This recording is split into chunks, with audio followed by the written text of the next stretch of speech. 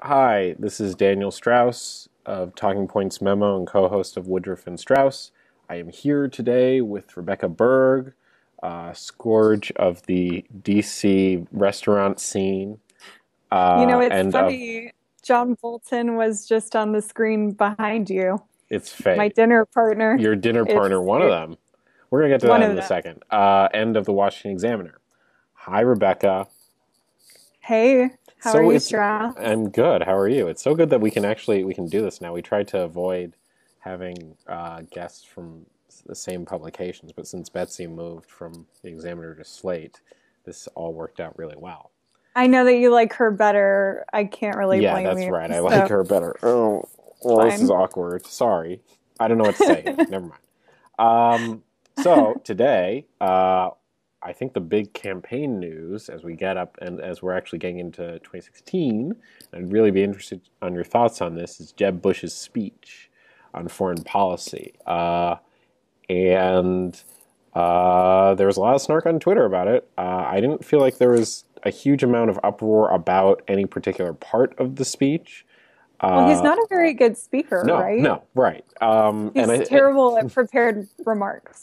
Just awful. So let's talk about that for a second here. Because I think, and Zeke Miller of Time tweeted something like this, like, he didn't have a teleprompter this time, but it was definitely not very good, but still an upgrade from his first speech a few weeks ago. Yeah. Well, what did you think? Maybe a slight upgrade. The problem with Jeb and his speaking style is it's just so stilted. So it's kind of the opposite of this rhetorical genius person that we've had in the White House for the past 6 years, and then on the campaign trail before that. But what was weird about Jeb being so uneasy speaking was that once he got to the Q&A portion where he was just sitting back and drinking one of those 24 water bottles that were on stage, he was totally fine. He was easygoing, and it was easy for him to answer all the questions, and he made some bad, embarrassing, dorky politician jokes, but it was Jeb Bushes on stage. The posture, I guess, I don't know, it's funny how much his posture and just sort of I guess demeanor changed, and that was the same in the first speech, right? So, he got into the Q&A section, and he was much more relaxed. Right. But here, he was standing up, and not so much. It was better than the first time, which felt like he was rushing as going through the teleprompters. But when he got down, he leaned forward a little bit. He had his hands in his lap, and he was cracking jokes. He was a little more at ease. He was still sort of nervous, and I don't know what it is. It is amazing. Republicans are all striving to be the anti-Obama, and that was definitely Rob Portman's pitch when he was running for president. Here, we can definitely say that. Does that have to mean that you're a terrible speaker? I guess not. The saving grace, I think, is that the other big contender right now, the other giant frontrunner, serious candidate, Scott Walker, is also a terrible speaker. Was also very good. Marco Rubio is better. Yeah, Rubio's Ted Cruz is better. So they'll be interesting to watch. Maybe they'll rub off on the other candidates. Do you think what did you think of Jeb Bush's actual policy? Do you think he was successful in separating himself at all from his family? That was kind of what I was looking for. So that was the thing. And on foreign policy in particular, that's always going to be the stickiest issue. I think it's going to be foreign policy and economics, and way more so on foreign policy, because I think the feelings about the last Bush administration, so 43 on foreign policy, are a lot stronger than the economy. I don't know why that is, but I guess, that's the thing. I thought that he, the big thing was he said that there were some blunders on Iraq in the last Bush administration. And earlier and in his prepared excerpts earlier that day, he, said, "I'm my own man. I'm not my father or my brother." And, there was some snark. The Washington Post had a story noting that, he may be saying that, but he's pulling in a lot of former policy advisors from both his brother and his father. Do you think that's fair, by the way?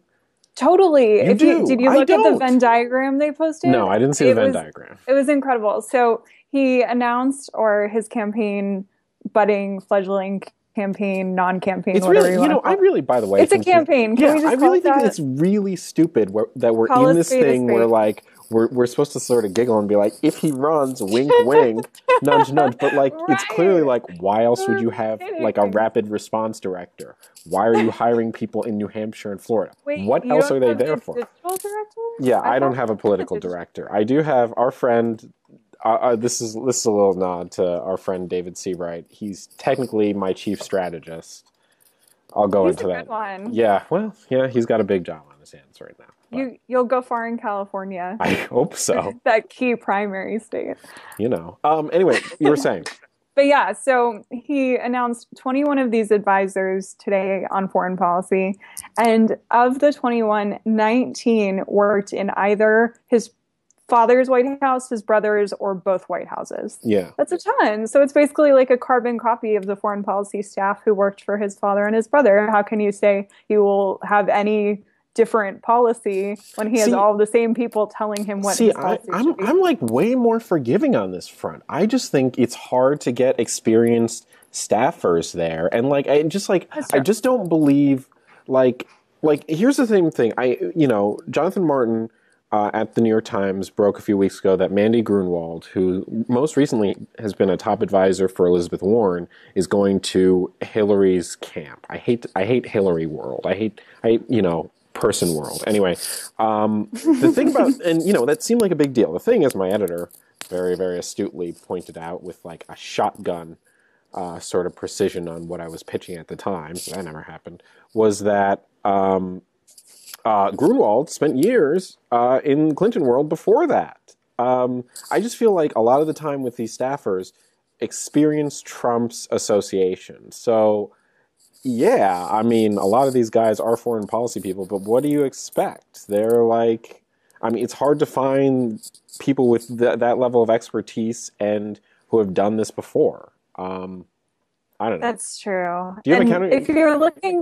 If you're looking for proof that Jeb is trying to separate himself from his brother and father on foreign policy in particular, look at the advisor who was not named as part of this roster, Condoleezza Rice, still very close to Jeb Bush, still advises him, runs his education foundation now that he had to step down to run for president, but she is not an official advisor. That's not coincidence. They are not going to name her as an advisor because she's thought of as like this to George W. Bush and his administration. It's funny you should mention that, actually, Rebecca. I want to like take a pause on that because there was a poll out today. Yeah, there was a poll today, a field poll. I'm not too familiar with that pollster, showing Condoleezza, I guess you could say, competitive in the California Senate race. Her chief of staff at Stanford, where she teaches, said, nope, Condoleezza is still not running for Senate. But like, as a native Californian, by the way, do you think she could actually like be competitive against,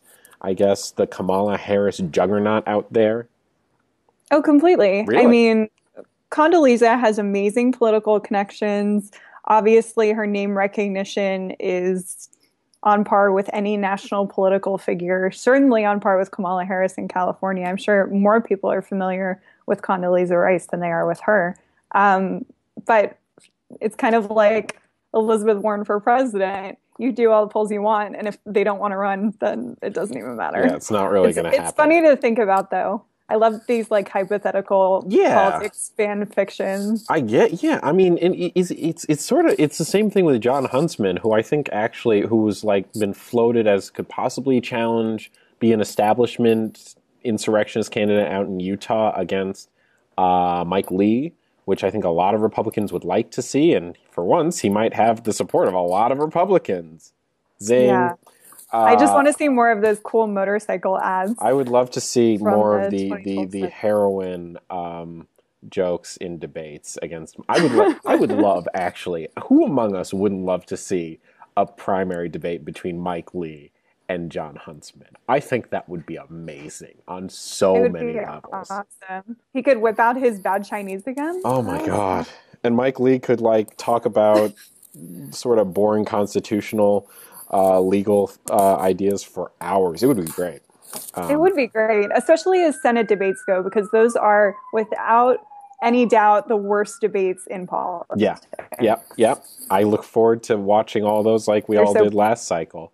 But I want to go back. What did you think of the speech today? And I mean, like, do you think, like, I'm also kind of cynical about how much Jeb speaking matters, because I feel like there's an Obama stench now among Republicans in particular. Like, you don't really want to be too good of a speaker, because the knock is like, we've had a great speaker the last 8 years in office, and look where that gave us. So maybe subtly or a little bit, the idea of having a great speaker is not really that appealing. There could be something to that. And in a general election, it might not matter, because Hillary Clinton is not someone we think of as an amazingly gifted speaker either. She's not very dynamic like Bill is and was. She's kind of the polar opposite, actually. So she's a lot like Jeb in many ways. And so maybe against her, it won't be as much of a problem. But I think in a primary setting, it could be a big deal, because when you're on a debate stage with people like Marco Rubio and Ted Cruz, who are a little more interesting, a little more fun to watch, it could have an effect. And if he's trying not to look stale, like a politician of the past, then being a good speaker helps. I mean, I hate to say this, because we should be, pushing the idea that politics is all about substance, but a lot of it is about presentation. Yeah, absolutely. So, I mean, yeah, and that's why I think, in a way, the speaking thing matters with Jeb a lot. But at the same time, like, if maybe he's just going to turn out to be a great speaker. It feels like right now, the primary it doesn't matter if Jeb he shouldn't get into specifics on policy too much. He just needs to go to these places like Chicago, and maybe, I don't know, like Jackson Hole, or just money cash cow locations, and just raise a ton of money. That's what all the candidates need to do right now. That's what he did today. That's what he did. Too. He said he raised more than $4 million. $4.2 million out of Chicago. I've been living in Chicago for 20 years. I never raised $4 million, period. Not even in a day.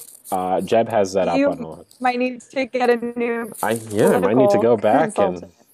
But I mean, the fundraising thing I think this is a good segue to your scoop last week, and if you could go into detail about how you fell into this.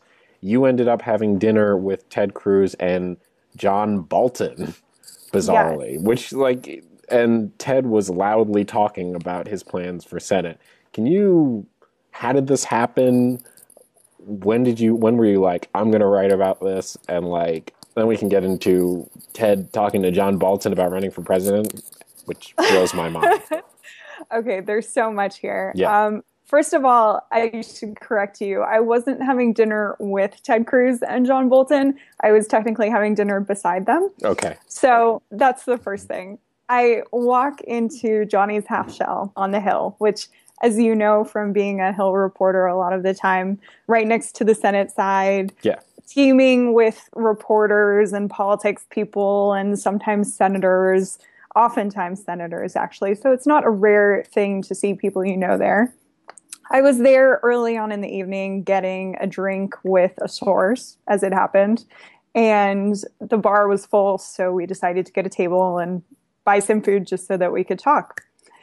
When we got there, John Bolton was already there, sitting down, so I introduced myself, said hello, and then we went to our meal/drink. And then in walks Ted Cruz, and my jaw dropped when I saw him, because I thought, cha-ching, journalism jackpot, this is too good to be true. At the very least, I was going to tweet, oh, funny spotting at Johnny's. They're having dinner together. But then Ted Cruz just started talking so loudly, and he was obviously talking about 2016. So most of the time I was having my own conversation with the person I was there to meet. But at certain junctures, we would, stop talking, or he needed to go use the restroom and whatever. And so then it was just the Ted Cruz show, talking freely about not only his strategy for 2016 and where he saw himself in the field and how he saw himself stacking up to Jeb Bush on money, but he was asking John Bolton for advice. What do you think on policy? Who are some of the people I should be talking to? It was completely weird. One of those only in Washington or only in 2016 cycle stories. One of the most interesting things that Ted Cruz said was when he was comparing himself to Jeb on fundraising. And he said, what you pointed out, Jeb is going to have all the money he could ever want and need. And I'm really going to have to focus on grassroots support. This is a rare moment of humility by Ted Cruz. Okay, wait, sorry, we had technical difficulties. Go on. So you said, Ted said Jeb is going to have all the money. Right. So he said Jeb is going to have all the money he could ever need. I'm going to have to focus on grassroots support, which, for us, we could recognize that as the political reality. But to hear the actual candidate say that and know that he's entering a campaign with that reality is really interesting. Yeah, especially telling because of his audience, right? It's John Bolton, who's floated running for president multiple times, but has never been full of money.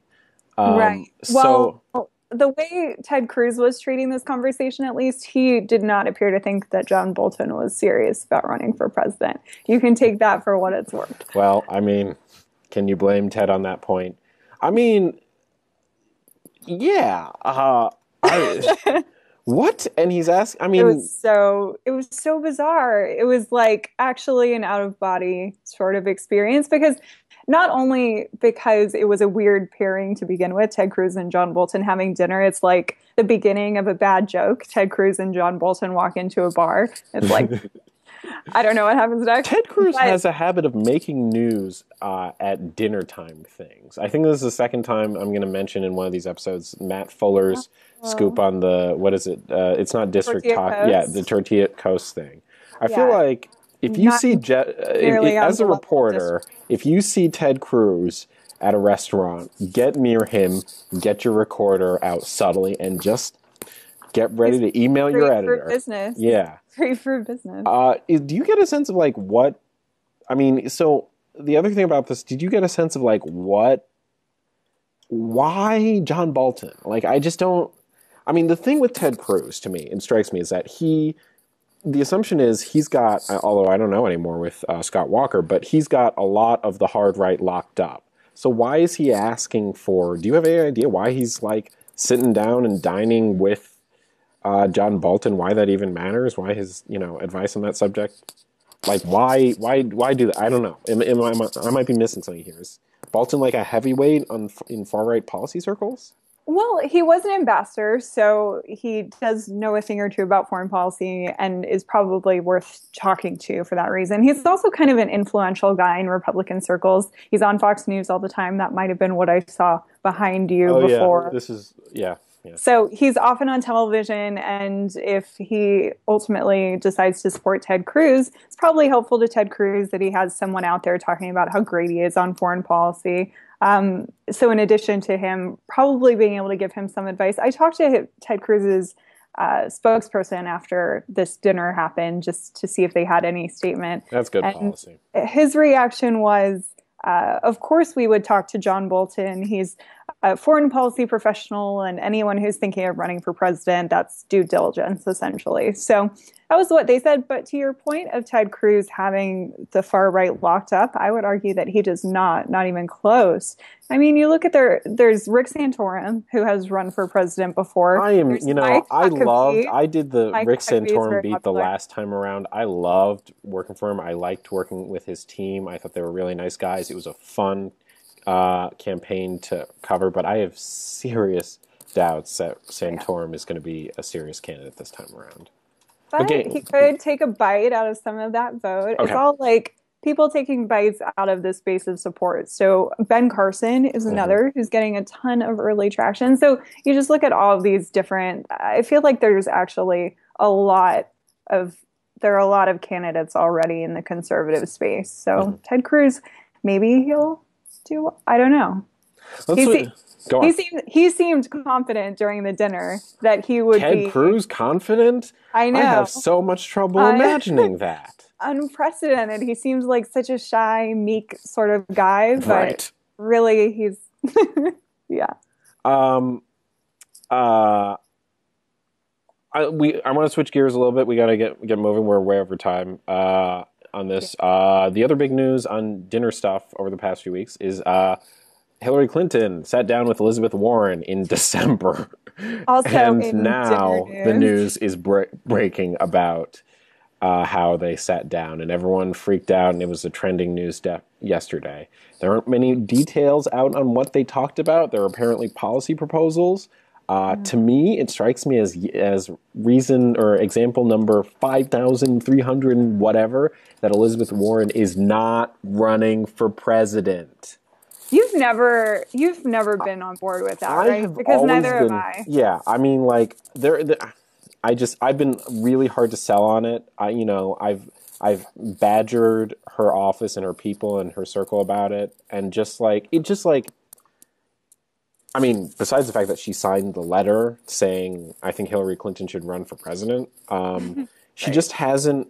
She's always struck me as one of these people who is more interested in just moving the debate and being a radical and shifting policy by utilizing that threat of running for president and being the radical in the same way that Ted Cruz has been, but never actually running for president. She just hasn't made the same moves or had the same sort of rounded herself out in the same way.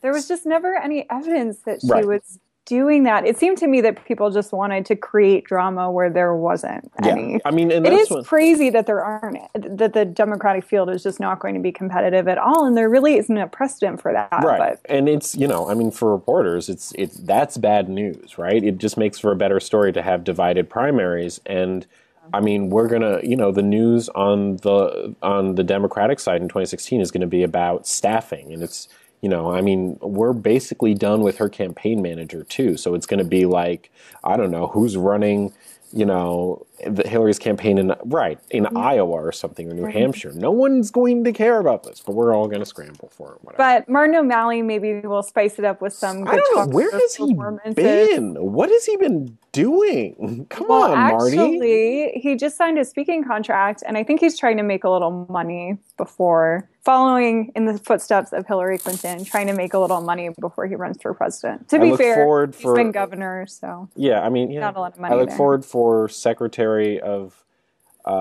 Education Martin O'Malley's presidential campaign or whatever, or vice president. I don't know. That's completely. I think, I am surprised that O'Malley has not gotten more buzz if Democrats are hungry for an alternative to Hillary, because he seems like the most willing bet there. Right. Are But he's you? almost too eager, so no one can take him seriously. I guess. I don't know. Are you? I mean, are you surprised about this meeting? Are you? I'm more interested in like the fact that this meeting came out now. It didn't come out last month. It didn't come out 3 months ago. And I think that's partially a fact that Hillary's people and Warren herself know how to work the press and know that any little tidbit they'll go nuts over. So they both use this to her advantage. And since Warren was able to scalp a victory in sort of keeping Wall Street out of the halls of Congress by defeating this Treasury Secretary nominee who has this big background on Wall Street, it seems like she's more willing to not suggest that she's running for president again. Yeah. I mean, besides the constant saying, I'm not running for president. Right, which is, you never know what to believe when someone says right. It can mean a million things. Rubio back in the day said, I'm not going to be the nominee. I'm not running for president. And now, so I guess People change that. their tunes. Yeah, They do. change their minds sometimes. Are you surprised by this? Do you think that they're going to meet more? Or are we going to have a love fest of Warren? Is there an advantage for Warren or for Hillary into like delicately rolling out an endorsement on the right time or something? Totally. I mean, I think it's useful for Hillary that she had this meeting for a number of reasons. She probably actually values Elizabeth Warren's opinion on issues because they didn't serve in the Senate together. They never had a chance to forge that relationship. They probably also just wanted to get to know each other as fellow Democrats who are in positions of some power. Yeah. And I would imagine that Hillary would want to kind of feel Elizabeth Warren out on policy and see how fiercely she's going to be talking about these issues during the time that Hillary is going to be running for president. Because even if Elizabeth Warren isn't running, she's going to be taking up a lot of these issues in the Senate from her leadership perch in the Senate. and getting a lot of press on that. And because there isn't a competitive Democratic primary, the press is going to like cover that as competition to Hillary, even though it's not really. I mean, I do think, I got to say, the one thing I am excited about this cycle is that I think it's going to be far more policy based than the last one. And I think like Hillary's, I think Hillary's economic message, I guess the low bar compared to the last cycle. Yeah. But like, I think Hillary's economic message, especially on policy and how that plays and how,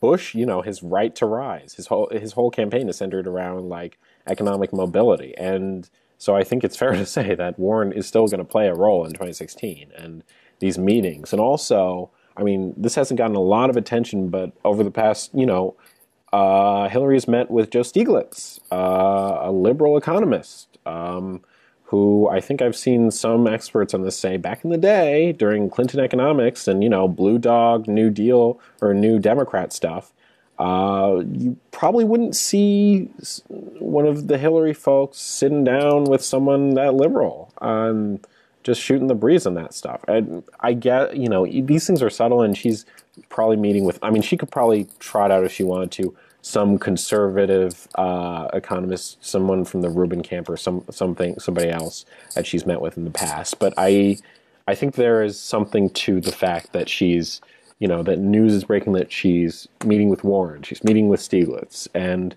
there is a focus and a question that she's allowing to be asked about her economic message that we don't really know yet. Do you think she's pandering because she wants to cover her left flank, or do you think that she might agree with some of their policies? I don't think we're ever going to know that, right? I mean, like, do you think Obama was always pro-gay marriage? Yeah. Because David Remnick is always happy to point out that back in the day, when he was a state senator, he signed some questionnaire and being like, I'm fine with gay marriage. And then he became president, not so cool with gay marriage. And then, during re-election time, polling was up on gay marriage. First gay president, as I think Newsweek pointed out. And then David Axelrod said that he actually believed it the whole time. Yeah, he believed it the whole time. Like, who really knows? I don't know. I think Hillary's going to do whatever seems politically advantageous. Don't you? That's the dig against the Clintons, right? That they're always doing what is the most politically advantageous thing, and that they don't have any sort of like guiding moral compass. I guess on the one hand, it depends on what you think of politics, because some people would say, well, they should be doing whatever Americans want them to be doing, so they shouldn't really have this like guiding moral compass to make their decisions. But. So I want to switch to some of the lower house races and that stuff, but before we do that, I wanted to ask you something that I've been meaning to ask someone, and another campaign reporter, Betsy, or someone. And I'm like, here. Yeah, and you're like, here. Why aren't there more House candidates? Why aren't there more Republican House candidates running for president? The biggest name was Paul Ryan, and he said, I'm not going to run for president, right around the time that Mitt Romney was kind of sort of looking like he's probably going to run for president, and then decided against it. I'm wondering, A, is Ryan like, what the hell, man? And B, like, I mean, do you have any opinion about why there aren't any House candidates running, or even like insurrectionist Democrats in the House being like, I'm going to run for president, or I'm going to run it? Well, you're forgetting about Peter King, who is obviously a top contender for the next president of the United States. I think Peter King is actually has even lost his niche candidacy, right? Because so Lindsey Graham is raising money and is out there on it.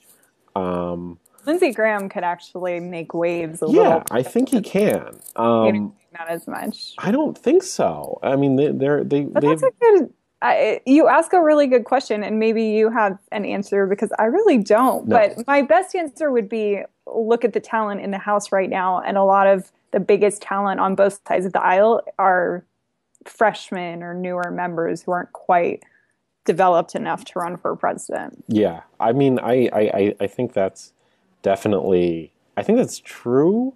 It's also hard to be a standout member of the House because you're one of hundreds, as opposed to the Senate where you're one of 100. So it's much easier to make news and raise your profile when you're a senator. The reason Paul Ryan had potentially a platform to run was because, you know, he crafted the budget that was the big Republican budget and then was picked as a vice presidential. He's also really likable. I mean, he's just like plain likable. Nice guy. Yeah. And he, you know, I remember reading reports that there was a budding Obama-Ryan bromance that I think actually, and then like there was some speech that Obama did at like Georgetown, I want to say, and basically it bashed Ryan a lot, and some idiots or something put Ryan in the front row for this. Right. And I remember reading that was like a mix-up of some kind. Right. It was something like...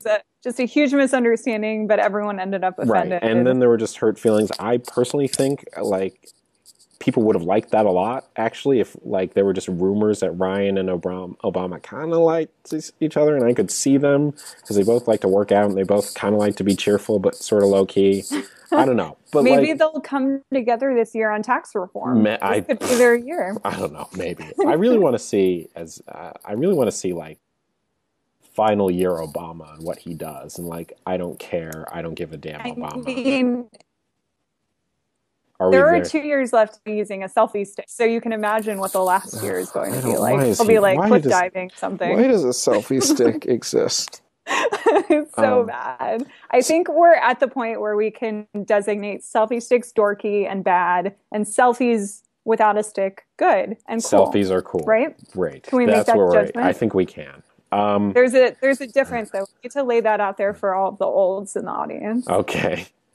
I don't know either way. I mean, I think you're right. I think you have to be a powerful House member, so you have to chair a powerful committee or really stand out. And I think it's just hard to raise the huge amount of money you need to be a competitive candidate to run for president. Big part of it. I wanted to finish out, if it's okay, with what races you think are going to be good this last, besides presidential race. I have started to look at Senate races that I think are going to be really interesting. I want to flag Nevada, Harry Reid reelect, Arizona, where Kirsten Sinema seems to be making moves toward running against John McCain, and it's unclear if John McCain's going to run. There might be another Republican primary challenger, although, like, in my initial reporting on that, people have noted that McCain doesn't mess around with re-election stuff, and he's really good. He's like Lindsey Graham that way, actually. Right. They have a very similar approach. Yeah, and they're friends. Ron Johnson out in Wisconsin, who Democrats are, like, drooling over. Like, I don't know who they're going to run against him, but they would love. And Ohio, where a 30-year-old city councilman named P.G. Sittenfeld is running for Senate, and Ted Strickland, who's pushing somewhere around 70, is also looking like he's going to run the primary against Rob Portman, who has a war chest of $6 million and the love of every establishment Republican in D.C. So do any races come to mind? It's early, and those are good, but you left out Florida, which I think is going to be awesome. Yeah. Assuming, of course, that Marco Rubio runs for president, and he has said that he will not run for Senate and president at the same time, a la Rand Paul. So that creates, obviously, an open seat in a very interesting state politically. Debbie Wasserman Schultz, the chair of the DNC, saying that she is looking at the race, or there are reports that she is looking at the race, rather.